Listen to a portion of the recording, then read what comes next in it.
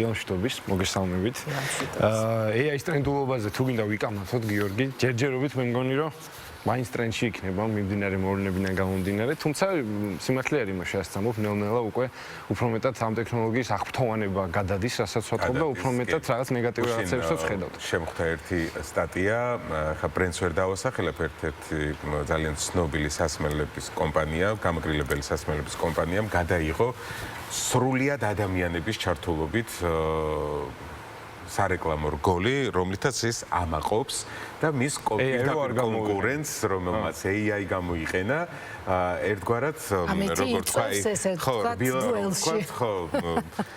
ეპა ეკრება, რომ აი ეს არ არის ის, რაც თქვენ გაკეთებთ და ესე ჯობია. მოდი მე დავიწყებ ისეთი ამით, რომელიც გონია, რომ უკაცრავად ყველას დაგაინტერესებთ, ოღონდ ჯერ სანამ ვინმე ინერვიულებს ან მაყურებელიან თქვენ ვიტყვი რომ ჯერჯერობით სატესტო მდგომარეობაში ეს ყველაფერი.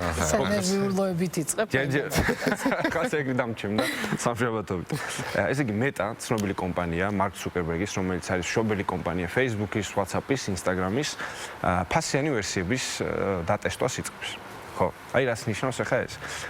WhatsApp-ი, Instagram-ი და Facebook-ი გარკვეულ რეგიონებში ძალიან სელექციურ ჯგუფებში ამერიკის შეერთებულ შტატებში ჯერჯერობით მხოლოდ დაიტესტება ფასიან მოდელზე.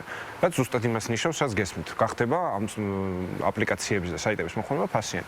თუმცა რა თქმა უნდა მეტა გვეუბნება, რომ WhatsApp-ის, Instagram-ის და Facebook-ის ძირითადი მახასიათებლია, რომ ძირითადად მათ რაშიც ვიყენებდით, ისინი არ შეიცვლება და გაყვება ეგრეთ წოდებულ freemium მოდელს, ანუ მოკლედ უფასო იქნება და ისევ რეკლამაზე იმუშავებს.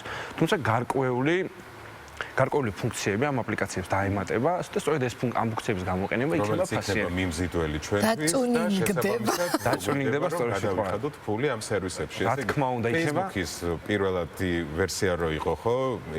Registration is free and always will be. აი ეს რო პირველ გვერდზე რო ქონდათ, ამ თემას უღალატად. არა, რატო კაცო, ის ვერსია იქნება free. კი, მაგრამ ნახე, ეს უკვე აღარ გამოდის თავისუფალი ვერსია თუ სრულ პაკეტს ვერ მივიღებ. ხო, მე როგორც დარეგისტრირებული. სულ პაკეტს მაინც მიიღებ, უბრალოდ რაღაცა დაწუნინგებული იქნება. რა თქმა უნდა, ამ ყველაფერს იყენებენ ხელოვნური ინტელექტით გააუმჯობესებენ. ანუ უფრო ძლიერი AI ჩატბოტები და ზოგადად AI აგენტები ექნება ფასიან მომხმარებელს. რატომ არის ეს ახალი ამბავი მნიშვნელოვანი? ნუ გარდა იმისა, რომ შეიძლება რომ დატესტავენ, აღმოაჩინონ რომ მუშაობს და ზოგადად ფასიანი გახადონ თელ მსოფლიოში. რადიკალურად იცვლება მეტას და Facebook-ის და Instagram-ის და WhatsApp-ის ბიზნეს მოდელი. ანუ ისინი ძირითადად ყურადღების შენარჩუნებაზე და რეკლამის გაყიდვაზე მუშაობდნენ და თუ ფასიანი გახდება, შეიძლება კითხვები, რომ როგორ გადაეწყობა ამაზე Facebook-ი, კონკრეტულად Facebook-ი, იმიტომ რომ ყველაზე მეტი და Instagram-ი ყველაზე მეტად ისინი მუშაობდნენ ამ მოდელზე. WhatsApp-ი ნაკლებად. აქ ნაგებია ძალიან საინტერესო კითხვებს აჩენს, ანუ უშველებელი ტრილიონიანი კომპანია ფაქტიურად თავის ძირითად ბიზნეს მოდელს ცვლის. შეიძლება ჯერჯერობით ცვლის ხმამაღალი ნათქვამი იყოს, თუმცა მიმართულება მაკეთკენ აქვს აღებული. კი, ამ ძალიან საინტერესოა რა მოხდება და ამან რა თქმა უნდა შეიძლება გავლენა იქონიოს სხვა კომპანიებს. ფასიანი სერვისები მაინც აქვს. ნუ რეკლამას არ გულისხმობ ხარ, რეკლამა თავისთავად ფასიანი. აი ეს ვერიფიკაციის, დიახ. ეგ უფრო ორიენტირებული არის იდენტობის დაცვაზე, სოციალურ სივრცეში და შემქმნელებისთვის, ეგრეთ წოდებული კრეატორებისთვის. ფასიანი. იცი, საწყის ეტაპზე არც იყო. ეს Twitter-ის მიბაძეს, ეგ X მიბაძეს, იმიტომ რომ ელონ მასკმა ცნობილი როგორც არის, მან გადაწყვიტა რომ ფასიანი გაიხადა. საერთოდ აღარ გახდა ეს ჯი მისაც. იმიტომ დაკარგა მიმზიდველობა, ხო? საერთოდ დაკარგა მომხიბლელობა. კი, სულ თავაზობს და არ რასაჭიროა. თუმცა კითხვა მთავარი კითხვა მაინც ის არის, რომ რამდენად გადაიხდის ხალხი ფულს ამ ყველაფერში ჩემს ძალიან ბევრი და საქართველოშიც ბევრი ესეთი მომხმარებელი, რომელიც ძირითადად ადრე ხო პოპულარული ადამიანები იყენებდნენ ამას, ხო, საკუთარი იდენტობის ვერიფიკაციისთვის. ახლა აი სრულიად ჩვეულებრივი საზოგადოების წევრები, რომლებიც არ არიან პოპულარულები, ძალიან ბევრზე მოხდება მსგავსი ბეიჯი. $15 თუ გადაიხდი ის ლურჯი ხო და მაშინ რა მნიშვნელობა აქვს ეს ლურჯი ბეიჯი თითქოს ესე ჩემთვის, ხო? იყო იმის მანიშნებელი, რომ ნამდვილად თემუკას ვესაუბრები, ნამდვილად გიორგის ვესაუბრები, ნამდვილად დაუშვათ ზუზუს ვესაუბრები და ეს თუ ესეთი გაუფასურდა, ხო? მაშინ ასე პრობლემა წარმოიქმნა სერიოზული იდენტობის დაცვასთან სოციალურ სივრცეში. ამასთან ერთად ეს დიდი სოციალური კომპანიები ყოველთვის ტესტავდნენ ალტერნატიული შემოსავლის გზებს, იმიტომ რომ ისინი ხვდებიან, რომ ზოგადად ეგრე გაუფასურებული ხდება ყურადღება სოციალურ სივრცეში. იმდენად დიდი რაოდენობის კონტენტი და მასალა მოგვეწოდება ყოველ წამიერად, რომ ხალხი უბრალოდ იმდენ დროს აღარ ატარებს Facebook-ზე და Instagram-ზე, რამდენსაც ატარებდა. ისეთი ჩართული აღარ არის, პოსტებს ისე ხშირად აღარ ვდებთ. თქვენც ეგრე ხართ დარწმუნებული ვარ. ფოტოებს ისე ხშირად გადაზიარების სურვილიც კი აღარ აქვს უმეტესობას, მაგალითად მე. აქედან გამომდინარე, ისინი მაქსიმალურად ცდილობენ ფულის სხვა ადგილიდან შემოიტანონ. კი, მარტივად რო გითხრათ. ადევნებენ თვალს. ჩვენ ახლა მას რო ვამჩნევთ, იმათ ჩათვალეთ 1-2 წელს ადრე უკვე შემჩნეული აქვს კვლევის დონეზე. თავიანთ კომპანია. ახლა კიდე ერთი საინტერესო ამბავი და მოგიყვეთ, რომელიც ჩემთვის ზუზუს იგი ცოტა საშიშიც არის, მაგრამ ძალიან საინტერესოა. ჩემს შესაშინებლად არის დღეს მოსული თემა. უკვე მეორე საშიშ სამბავს ანონსებს ხელოვნური ინტელექტის სოციალური მედია, რომელსაც ქვია Moltbook. ამ Moltbook-ზე მხოლოდ AI აგენტები არსებობენ. წერენ პოსტებს, აგენერირებენ ფოტოებს, შედიან ერთმანეთთან კომუნიკაციაში. ხო და ერთმანეთთან რო იკონტაქტონ და გადაუღონ კინოები, ჩაწერონ სიმღერები და აი ესე ცალკე სამყარო რომ მოიწყონ, არ შეიძლება და ჩვენ ადამიანებს დაგვანებთ. გიორგი, ფაქტიურად მოიწყეს ცალკე სამყარო, იმიტომ რომ მთელი სოციალური მედია არსებობს, რომელთაც მიბაძეს Reddit-ს, ანუ პრინციპი იგივე არის, ბლოგ პოსტებს წერენ. მხოლოდ ექსკლუზიურად ხელოვნური ინტელექტის აგენტები. ხელოვნური ინტელექტის აგენტი, რომ მიხვდეთ რა არის, ჩატბოტი მაგალითად ChatGPT არის უფრო ზოგადი აგენტი არის ერთ კონკრეტულ დავალებაზე ორიენტირებული ხელოვნური ინტელექტი. მაგიტომ ეს ეძახიან აგენტს. ადამიანები იხდიან ფულს იმაში, რომ მათი აგენტები შევიდნენ და იქ აკეთონ ის ბრძანებაზე ეს მომხმარებლები წინასწარ გაუწევენ. ასისტენტი იყო. მონები. ეს დავარქოთ. მონეიაი. ეს ხელოვნური ინტელექტის აგენტები რატომ არის აღსანიშნავი?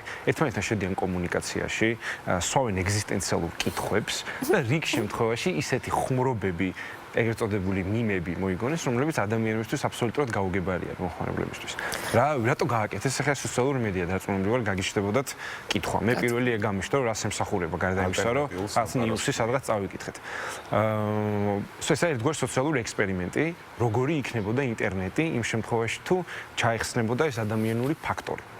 ანუ ეს ემოციურობა შეიძლება ზედმეტი, შეიძლება ერთ-ერთი მაგალითად საინტერესო რაღაცა აქვს ნათქვამი, რომ ადამიანს ძილი უწევს ღამის განმავლობაშიო და აგენტები AI აგენტებს არასდროს არ ძინავთ, აქედან გამომდინარე ეს კონტენტი მუდამ გენერირდება. მოკლედ ეს არის ერთგვარი აკვარიუმი, რითიც აკვირდებიან, როდესაც თავისუფლად მიუშვებენ ამ ხელოვნურ ინტელექტს, რიშის შესაძლებლობა აქვს და რას გააკეთებს სუფთად ადამიანურ ველზე, ასე რომ ვთქვათ. და ადამიანის ჩარევის გარეშე. ადამიანის ჩარევის გარეშე, აბსოლუტურად, როგორც კი შენ კონკრეტულად დააჭერდა განმეორებას. ხო, მაგრამ შვებენ ამას და დაინახავენ ისი მაქნისები არიან ისე შეეშინდებათ თვითონ მე მგონი რომ აი ესე იმ წუთას იმიტომ განვაძრობენ პირდაპირ იყო ამისი დავუშვათ თავს ვადევნებთ არაერთხელ რომ რაღაცა მიუშვეს რაღაცა დონემდე და მე ისე თვითონ შეშფოთდნენ და შეშინდნენ რომ უკან გაიწვიეს ეს თავისი. ფილმი გვაქვს ნანახი ჰოლივუდის მიერ გადაღებული. საინტერესო ამბობს ჰოლივუდი კი ძალიან ცნობილი წინასწარ გვითიზარებს ყოველთვის რაღაცა დიდ გლობალურ ამბებს. ცნობილი ამერიკული ინგლისური გამოთქმარი Art Imitates Life, ან ხელოვნება ბაძავს ცხოვრებას და ამას ხშირად ხედავთ რომ ჰოლივუდი ფილმს გადაიღებს და 20-30 წლის მერე